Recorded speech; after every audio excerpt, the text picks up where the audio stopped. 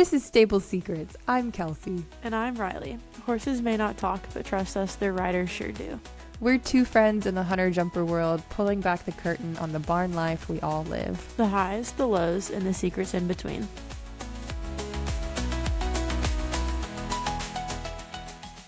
We're going to talk about the 2026 NCEA Equestrian Statistics slideshow that we found on Facebook. I actually sent this to Riley and said, this will be a great topic for us to discuss. And the Plaid Horse put this information out.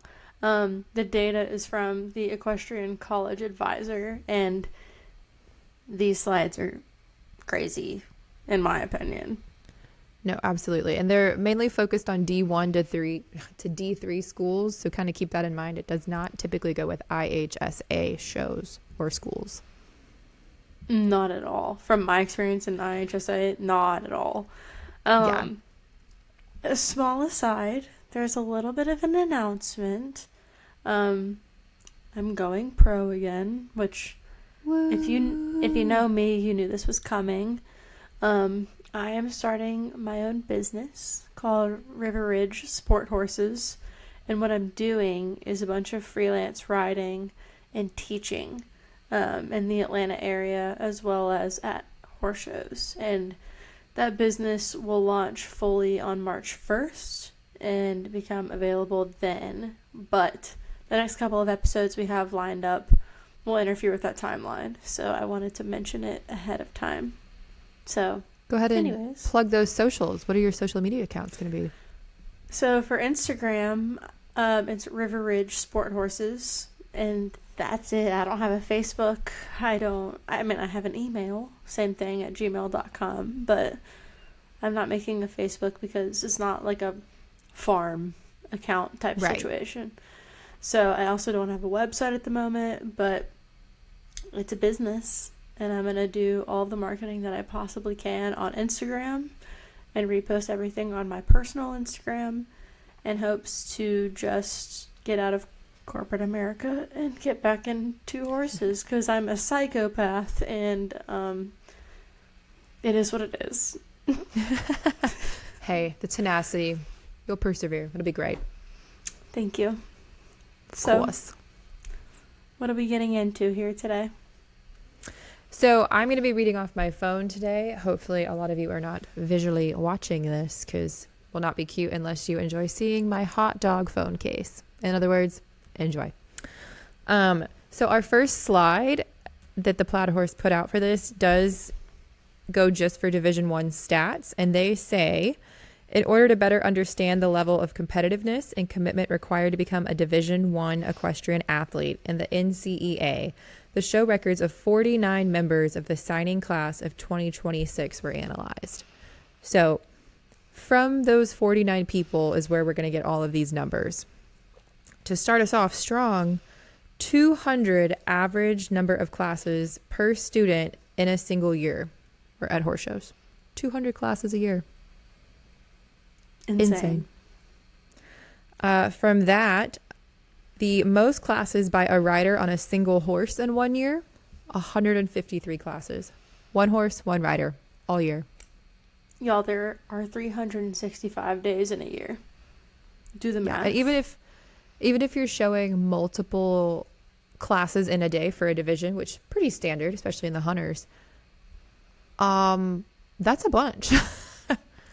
Yeah, this is why I have always hated the idea of a horse being an eq horse, because they jump so many jumps and it is so not fair, and I have always hated that job for them. And 153 classes by a rider on one single horse in a year, I feel like, in my opinion, is a testament to it. Like, that's absolutely nuts. Like, I would never ever subscribe for a horse to do that ever. Right. It's too much. Well, I mean, on average, there's around 12 jumps per class, typically. Mm-hmm. Yeah. Between plus jumpers, hunters, phases. whatever. Right. But jump specifically here. So not that these all would be jumping classes. It's not specified down that nitty gritty. But say, 75 of these classes are just jumping classes. Cut it close to the middle, a little bit over, whatever. multiply that by the number of jumps per class, and that's just shows, right? So then you also have to practice. And I've always heard the phrase of, a horse only has so many jumps in them. At that point, good Lord, how long do you think that horse can keep up the work? That's crazy for their joints. And so I'm pulling up my phone. 75 times 12 is 900 jumps in 1 year. So, okay, wow. 1 year just at a show, if you're doing 75 of those 153 classes as jumping classes, over 900 jumps for that one poor horse. Not mentioning every lesson you're jumping or whatever else. Like, and lessons aren't just 12 jumps. Exactly. It's always never. It's the drilling, it's the multiple courses, it's the do it again. It's all of that kind of nonsense. It's the mistakes and the refusals too. Correct. And those horses are probably jumping at minimum 1,000 jumps in a year. Yeah. And that's slide 1, Kelsey. That's so sad. Slide 1, exactly. I feel so bad for egg horses. Like, I always have. And, like, I have ridden some old big egg horses that are, quote unquote, serviceably sound. And we now know why they're serviceably sound. You better hold that shoulder. You better do all the things that you can to make sure they do not limp in front of their owners. Like, it's so sad. I hate the eck life. And, like, I have my body type. I've always been voluntold to do the equitation. I hate the equitation because it is so rough on the horses. Whether it's IHSA, that's like a lesson mill barn ticket to intercollegiate college stuff. And I personally feel very passionately about it because, like, it just sucks. Like, the horses deserve a much better life. And again, this is only slide 1, so brace yourselves, listeners. Ooh, yeah, strap in. So we could go ahead, I guess, and move on to slide 2. It tells us that the most popular division out of, again, 49 riders that they surveyed. Most popular division is the large junior hunter. The most horses shown by one rider, 52. Sorry, my 52 eyes horses in 1 year. This is crazy. I reposted this slide to Instagram, and I had at least 10 people reach out being like, this is effing nuts. Sorry to cut you off. 52. This is just crazy. No, you're fine. I mean, I don't know how you don't interject at that point. Like, 52 horses in a year. Not that just you, like, walk up and say, oh my God, hi, you're so cute. Check on the list, horse. No, you were competing 52 horses in a year. And don't get me wrong, I'm jealous. Right. Like, in a way, like, time, crazy cool. What an opportunity. But similarly, that's so many. Like, how? So I want to know many. who this is and how. Right. And, like, how many horses do you average per show at that point, Right. How long do you show them? Is it just catch riding? Do you only count that? I don't know. Regardless. Okay. Next one. The most shows attended by one rider in a year. 50 shows. Again, there are 52 weeks in a year. You went to 50 shows. I don't have any comments. This is crazy. What area do you live in? How many of these are travel shows? Or are you just lucky enough to live in an area where, like, there's enough around you all the time within a couple hours distance? Or what? Logistically, like, I am incredibly intrigued by that. I would love to know. It has to be like a Wellington, and then I would say finals. Maybe I'm wrong, but I'm just like in Wellington. Well, hold on. If you are a regular in Wellington, you're following Traverse City these days. So you have the ESP series, you have the holiday series, you have the WEF series, which is 13 weeks. So that's at least 20 weeks right there. And then you go to Traverse City, that's even more. And then you go to Upperville, you go to the Hampton Classic, you go to Devon, you go to you have to be constantly on the circuit. But you have to be one of those where you are just so attuned into, like, you are following the weather. You are following the circuit. And congrats, you get New Year's off and maybe Christmas if you're lucky. Ooh. Like, it's just absolutely insane. So then to like double down on that, we finish this little section of the second slide with the most classes by one rider, 546. Sorry, my eye twitched again. That's crazy. That's so many like, and also, I texted you this, did I not? If you look at, I believe, medals, a medal is $45 or $60.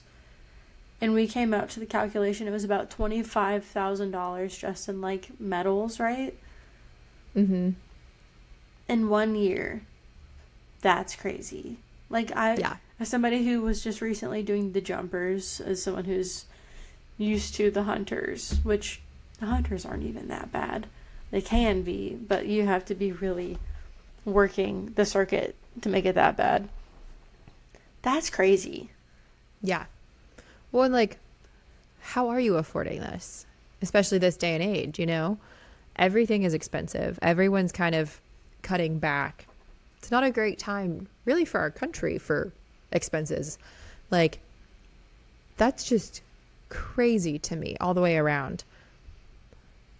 Yeah, I mean, one thing I've always said is our country and our economy can be at one point, but the horse world somehow remains the same.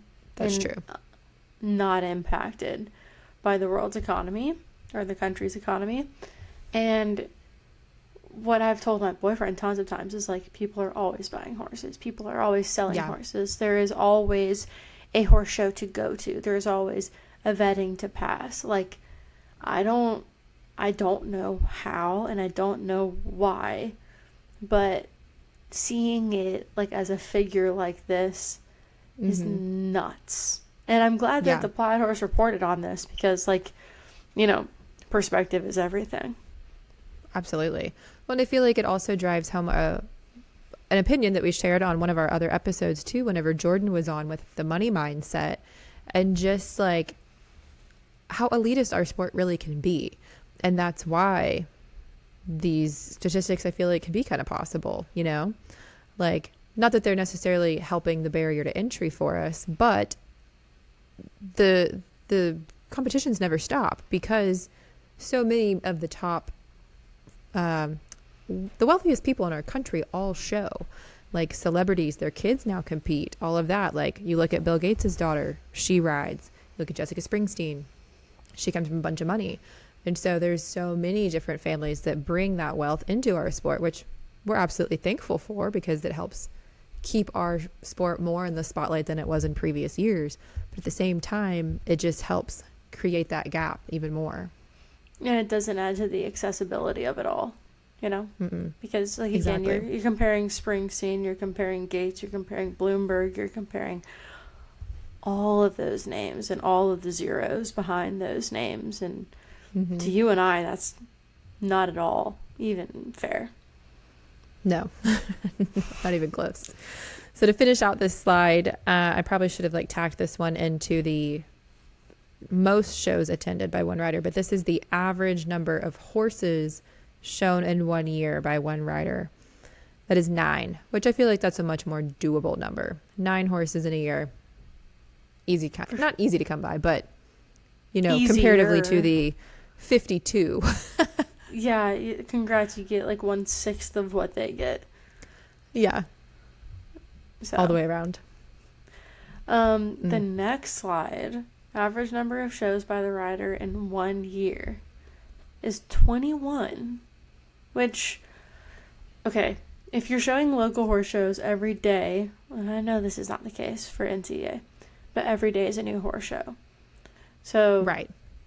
when it comes to a horse show, this is a 5-day or maybe 6-day series. And I was just trying to calculate in my head how many shows I did in this last year. And nowhere near that. I can't afford that. Are you kidding me? That's crazy. Yeah.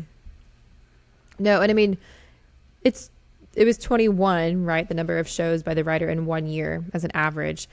Still compare that to the most shows by one rider being 50. The average Right. is less than half, and it's still a whole bunch that seems slightly unattainable to the average adult amateur. I'm still trying to like just add up in my head how many shows I did. I think try on March, try on April. Did I do anything? Oh, I did. What did I do in June? Oh, that was Kentucky. I did 1 week of that in June. I did Blowing Rock, Blowing Rock. I did Brownland. And then Quinn had Sambuca for Brownland, but I didn't do it. And then I had Bruce's Field. I did 7 horse shows last year. And I dropped so much money. Oh, And yeah. I can't imagine tripling that. Oh my gosh. No. No. Not even remotely in the realm of physically accessible. Like, that's just, no. Absolutely not. Gives me heart palpitations just thinking about dropping that amount of money. That's like that's a year and a half of a salary for me. Yeah. Absolutely not. And like, I No, love thanks. horses as much as everybody else loves horses, and probably a little bit more. But like, no. Well, It you're ain't like, that for deep. that amount of money, I can sink a chunk of change into buying my own jumps, buy my own horse, and I will change the course every week if I want to jump a new course and do it for free. I was gonna say that's a down payment on a house. Like, that's Exactly. Yeah, you could have a insane. nice, some kind of a property at least for that price to then put your horse on and save money from board. Not that it Well, really and saves money boarding at home, but it does help a little bit. whatever the girl math is fine. But an interesting thing of this slide is they put as a pie chart the type of school attended to try to make you maybe feel better about it. So 41.9% is online, 32.3% is public, and 25.8% is private. So just have your mom homeschool you online. And Literally. this is attainable. Well, there's no other way to do it. I had thought that earlier. I was like, what are the statistics on that? What does that break down into? And it makes sense that almost 50% of them are online. It doesn't even have to be your mom anymore. They have so many online like school in a box programs that you can just sign up for and go on your merry way. That's true. It's, as somebody who went to public school, I loved actually like learning how to be social with other individuals. Same. So wouldn't trade it for the world, you know? No, it truly is a good character building experience that more people should do in the sport, 100% agree. Well, and because a You lot get of them a are like chance to anomalies. be a kid. Yeah, Right. and you don't otherwise interact with anybody else besides those that are siloed into the equine industry, and those are anomalies. Those are all one-offs. They're kind of aliens, if you want to call them that. Exactly. Like, just learn how to be a normal human being. But I Yeah. digress. The other pie chart is the major shows attended. And I feel like this is basically what I was saying earlier. I did loop in Traverse City and Upperville, and those weren't included in here. But 39% of those did a winter circuit in Florida or California. 23% went to Devon. 23% were junior hunter finals. 24% went to Capital Challenge. 26% went to Harrisburg. 15% went to the Washington Horse Show. And 24% went to Maclay finals. Crazy. Never done any of them. I mean, I've shown in Ocala for WEC, but that's it. I got nothing. I've been Next. to Ocala one time. Next, yeah, I got nothing. I mean, it makes sense. So for our next slide, we need to keep in mind that this is combining Division 1 and Division 3 statistics, but with less people. So the stats are going to be a little bit different, a little bit more skewed. So this one is telling us that the average number of classes per student in a single year is 100. So comparatively to our just D1 stats from earlier, that is 100 classes less, which not mad about that. No, but the other interesting thing is the most classes by a rider on a single horse in 1 year for Division 1 and 3 combined is 172. And if we're using the same logic as last time, where half of those classes are jumping classes and the other half are flat classes, then if you're doing, okay, so it's 86 classes and at 12 jumps a class, that's still 1,032 jumps for the year. And that is so many. And I hate that for every single horse out there. Yes. Yeah, it's not good. I wonder how it works out mathematically too, that they're doing 100 less classes. Well, I guess it's because that was a single rider and that's why just one person got those.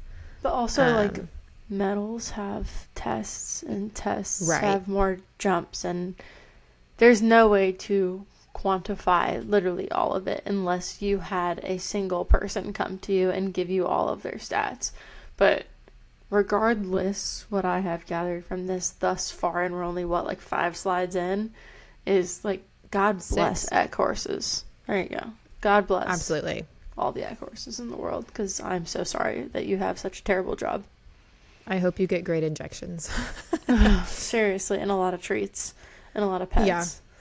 Yeah, and a lot of pasture time when you're not, jumping your legs off. Finishing up that slide for the D1 and D3 combination, the most popular division is the children's hunters. Most horses shown by one rider, 20, which is down from, 52? Mm-hmm. Most shows attended by one rider is 31. Still a ton of shows. Down from 50. Yeah, down from 50. So more normal, I guess you could say.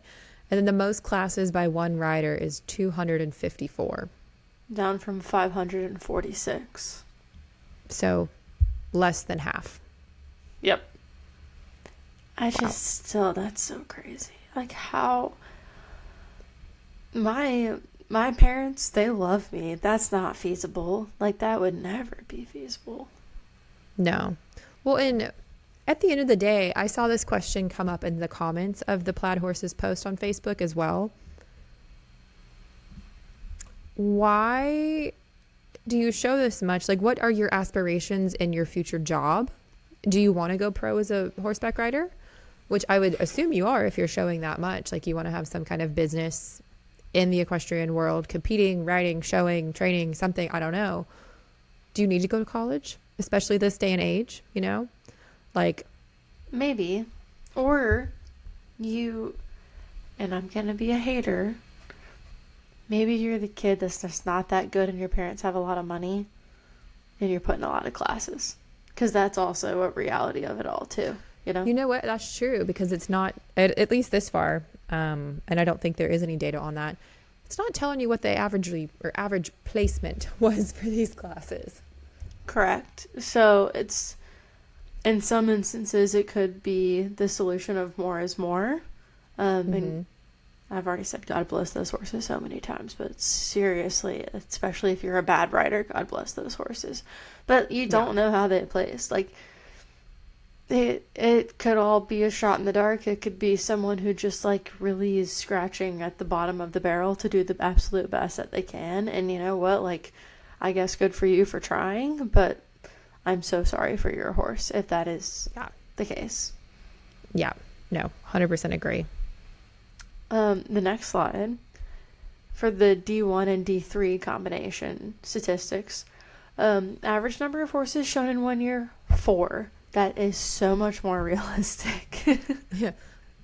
Such a great number. Like, I feel like, especially as a young kid in a barn who's trying to get any opportunity you can, 4 is so realistic and so doable. I mean, if you have friends that ride with you as well, like, hey, you show my horse, I'll show your horse, even if it was something like that, just to get in there on a different horse and experience a different ride, feel, trip, whatever. Yeah, and the average number of shows by the rider in 1 year is 11. I could afford that. You did what, 5? Is that what you said earlier? It was like 8, I think. 8, yes, yeah, you're right. It was 8. So definitely closer to that average. I mean, which again is a good show. I feel like back in the day when I showed all the time, I was probably 11 or so. Like, I showed quite a bit as a kid. Definitely Okay. not to the extent of the other ones. But if there was a show in Katy, I was probably going to be there for at least one of the weeks of a series. Well, and I feel like it's worth mentioning, not that we need to go into all of this, but the cost of an A show from venue to venue is drastically different. If it was my local A show venue, I could afford at least like 20. But Right. I choose to go out of state. I choose to go to bigger horse shows because me personally, I want the competition. I want to work hard against those to where this is like my meter 10 classics in Kentucky were out of 47 people and I got 8th out of 47 people. Like, I want to be pushed. I want to be challenged. Others, I'm not saying you, Kelsey, others would like to, they know their competition and they know that they're going to ruin all of their competition, and God bless you, you're going to bring home a bunch of money every single time. But I just know me, myself, and I'm like, get me out of the state of Georgia, get me to all the horse shows that I can possibly go to, and I'm probably going to lose the majority of it, and it's going to be a lot of money. But for me, it's experience. And right. Well, different. I would agree. If I were showing nowadays, like, I would love to go and travel more, but especially back when I was in high school, like, that just wasn't a thing. And why would we leave when we were by Katy? Exactly. And there's so many opportunities. Like, you save all the money. I mean, we would go to Tyler, Waco, those different shows, like, throughout Texas, but it just wasn't. The barn I was at was also not just going to pick up and go out of state. Like, that wasn't who we were back then. So it just depends on all of that. And if you have any questions about the money of, like, the different money for each show facility, like Riley was saying, go back and listen to that Money Mindset podcast episode that we did with Jordan, because they go over the bills and lay it out for you. And I'm also, if anybody ever has questions, I am always one that's willing to be fully transparent about finances of things. So, like, if anybody ever wants to know the cost of doing the 120s or the 110s or whatever I have shown in at a horse show, don't be afraid to ask, because, you know, it's, everybody needs to know, everybody needs to budget. You can all say we don't have a budget, but somebody at some point in time, even for the billionaires of the world, has to have some semblance of a budget. At least I hope they do, because that's crazy. God, I hope so. If not, are you looking for a sugar baby? That's what I'm saying. If they don't have a budget, like, I am here. I will be your sugar baby. I know. Like, ugh. Okay, next slide. Single discipline / Division 3. The type of school attended. So 4.3% was online, 21.7% was private, and 73.9% was public. So, Kelsey, there is hope for us yet. There is hope. We can still do it. I guess not, but still. We tried. No. I wasn't there when I was at that age. I wasn't either. I was never built to be an eck rider either, so it was not on the cards for me. I'm telling you, I was, but I am, but I just don't like it. It's just not fun. I wasn't built for it, and I wasn't built for it. And for the listeners, she pointed to her brain when she said that. I did, yeah. No, my brain functions in fast forward, and I couldn't put the pieces together to make a pretty functional ride. An eck round is a speed round. But it's still based on your eck. So pretty. I was just saying based on your brain. Like, that's how you computed it in your brain, was a speed round. Oh, yeah. I was going to say, wait, all. what? That's all. Okay. The other pie chart is the major shows attended. 11% did the winter circuit in Florida or California. 3% did Devon. 8% did Junior Hunter Finals. 7% Capital Challenge. 7% Harrisburg. 1% Washington International Horse Show. 6% Maclay Finals. And 3% New England Equitation Championships. It says NEEC, and I was like, N is North. No, it's New England Equitation Championships. My bad. Yeah, I honestly wouldn't have had an idea. I would have been like, neek. Never been, couldn't tell ya. Okay, next, Kelsey. Go ahead. So moving on, we are going to be comparing D1 to D3 for this slide. It tells us that the average number of horses shown per Division 3 rider in a single year, which is 4, is half that of a Division 1 rider, which is 9. Okay, cool. Division 3 riders compete in just 11 shows compared to 21 by Division 1 riders. Got it. Division 3 riders average half as many classes per show year with just 100 classes compared to the 200. And classes ridden by a rider per horse is 12% higher for Division 3 with 172 classes compared to the 152. So basically this was just an overview of all the points that we hit, but laying it out flat for you. And the fourth point is interesting, though, because like we were both kind of shocked that the D3 rider did more classes than the D1 rider. Mm-hmm. Especially with most of them averaging less classes. Correct. Just wild. The next slide, if you're comparing it from 2025, the first point says the average number of horses shown per rider in a single year decreased from 11 to 9. Riders attended on average of 21 shows, down from 22 in 2025. Wow, one whole show. Crazy girl. The average number of classes entered per rider dropped by 11%, from 226 to 200. And classes ridden per horse annually saw a 14% decrease, dropping from 181 to 153. Wow. The fact that it was 181 is the average is crazy. That's literally a class for half the year. Like a year, 365 days, 181 classes. That's, if you did one class a day, that's half the year you're showing. Yeah. And I know for the most part that's not the case, but I'm just putting it in perspective. That's crazy. Right. That's a lot of classes. That's a lot of jumps. That's not a whole lot of fairness, in my opinion. No, absolutely. I don't know if you would want to do this or like have me read them on here, but I think it'd be kind of cool to read off some of the comments from people on Facebook. I won't name names or anything, but just to see like what the general public has to say about these. I mean, you've heard what we have to say and what we think, but sure. Let's see what others think. Also, are you going to sort it by most relevant, newest, all comments? How are you going to sort it? We are going to sort it.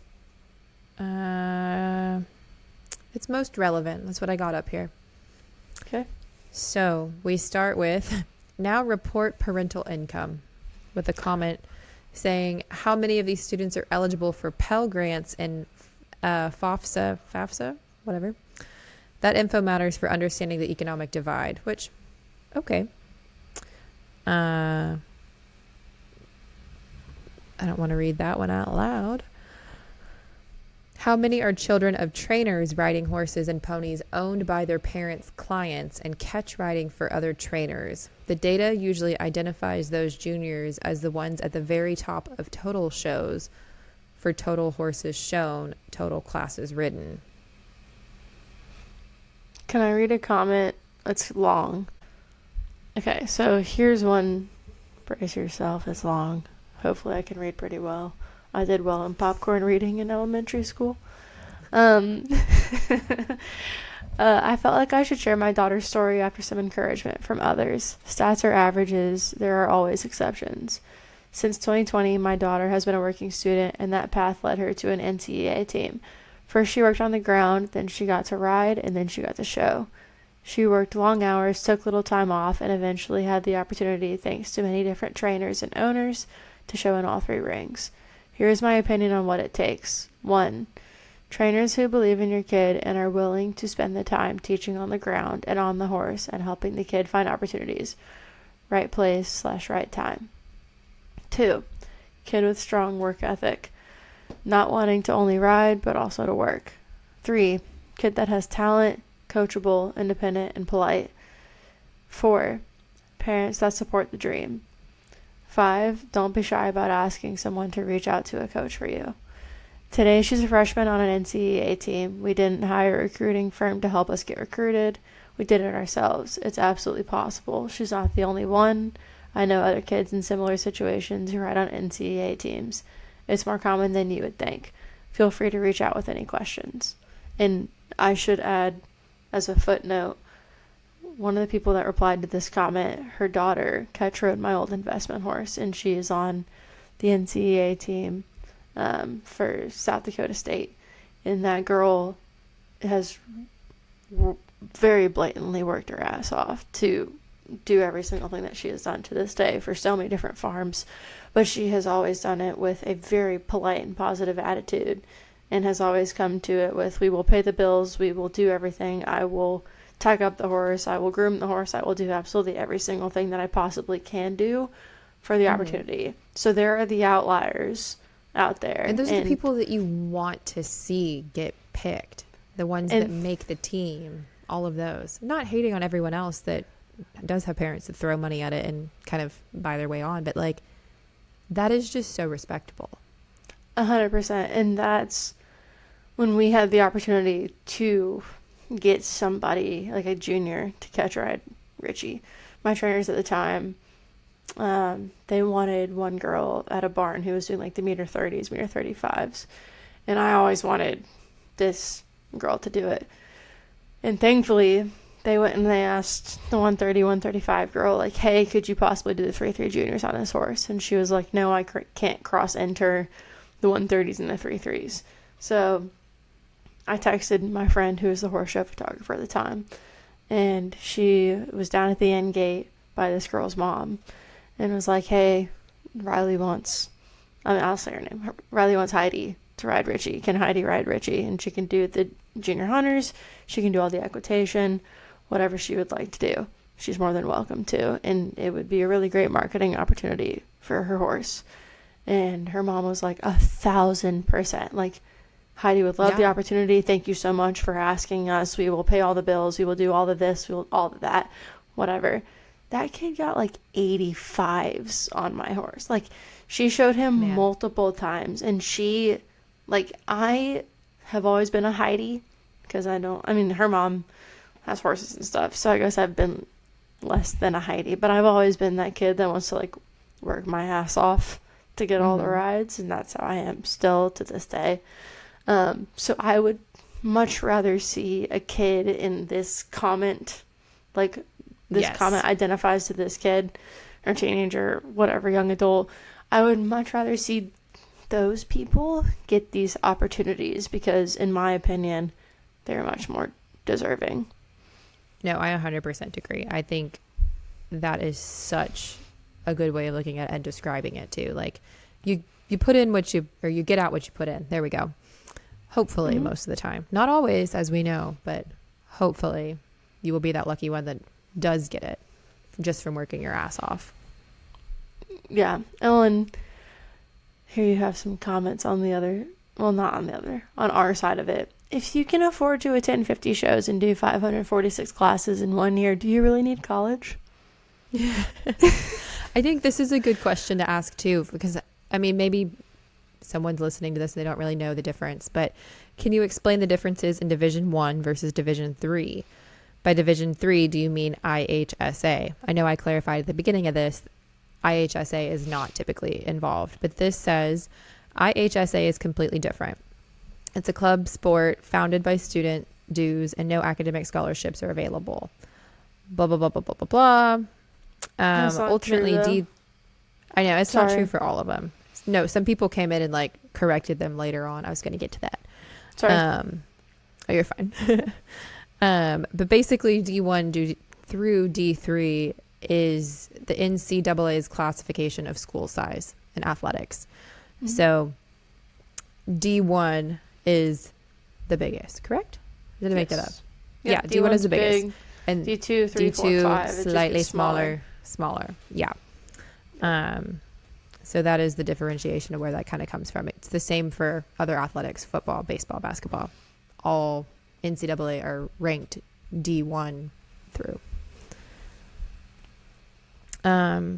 I lost the other comment about ISHA, if you want to describe that more, since I know you have more personal experience with that. So IHSA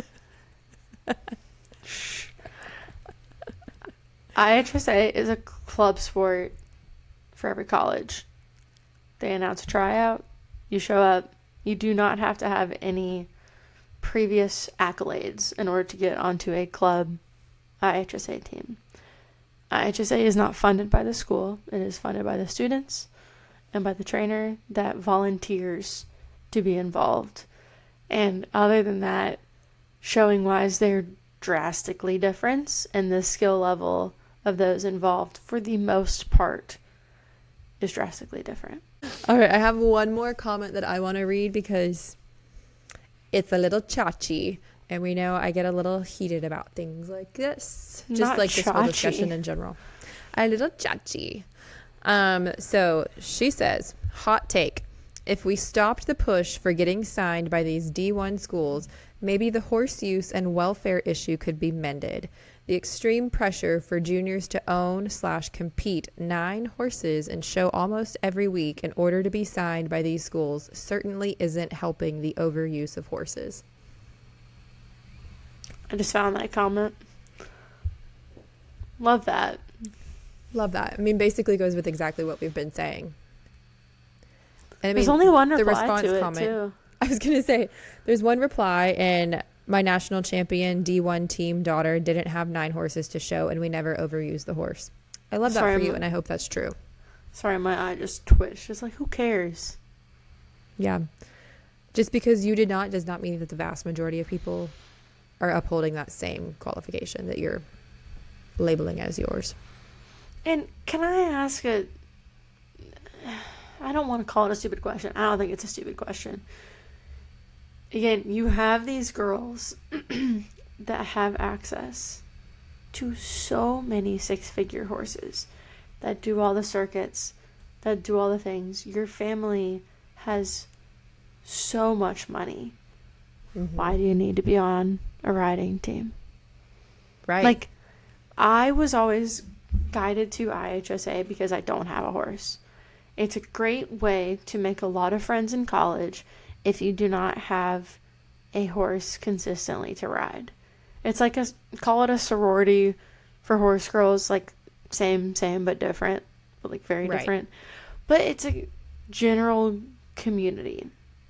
And if you have 7 6-figure horses that you're doing at Desert International Horse Park for the entirety of the circuit, and while you're not doing the Desert Horse Park weeks, you're in Wellington doing the North Run horses for a few weeks.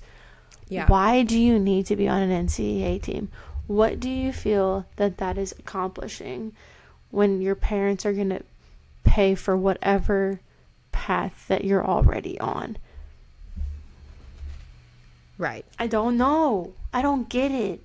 Like, does it just kind of pad your riding resume at the end of the day? So when you're like applying, that doesn't matter. Necessarily applying. No, I know, but like whenever you're trying to get in with some big barn, at some point you can be like, oh, I was on this team. It's not going to count any more than you showing at 52 shows a year or whatever it is. It doesn't matter. Like when it comes to the horse world, reputation and riding ability supersedes everything. Exactly. If you are trying to go and impress the corporate business world, don't ride a horse. Yeah. Or go to freaking Brown and get a business degree. Don't go get like a liberal arts in these studies of African American history solely in the 1970s degree. Like, you know what I mean? Like, don't get something hyper specialized. Go get a general business degree from a Ivy League school or a good business school. Exactly. And then you'll get a corporate America job. Correct. Well, it would also set you up with, if you do want to pursue your job in the horse world eventually, you know how to run a business. Not necessarily all the way through, because that's school and it only teaches you so much. But it at least sets the foundation for you to understand all of the different pieces that you need to have a business. I agree. Kelsey's abusing her microphone. It got in the way a little bit. She was feeling a little bit of gusto with it. Yeah, little chachi. And if you know anything about horse people, you know they're not business people. So the more business degrees you can get, please help the horse world. Yeah. Please bring some business savvy into the horse savvy world. And also, not just not that anybody wants my opinion, but don't go to just a horse business like equine science, equine studies school. Have a fallback plan. Yeah. Odds are, unless you come from that 0.1% of the 1%, myself included, I needed a fallback plan. I'm going back pro again because I'm stupid and passionate. But for the most part, most people will need a fallback plan. And I think you should get that always, to just, as my parents would say, CYA, cover your ass. Exactly. Well, that way, I mean, no one wants to put horses on the back burner if you're that passionate about it. But at the end of the day, sometimes you kind of have to, so that you can build up a little nest egg to then CYA later down the line when you decide to do something and get back into it. Whether that's you have enough money saved you can go to shows, or you have enough money saved you can finally buy a horse, or whatever that circumstance may be for you. But it helps you CYA at the end of the day. Yeah, and at the end of the day, you also have to always pay your bills, whether it's your parents paying them or you paying them. So for me, my fallback plan has been paying my bills for years, and that's awesome. And horses cannot always do that. So you have to position yourself in the right spot.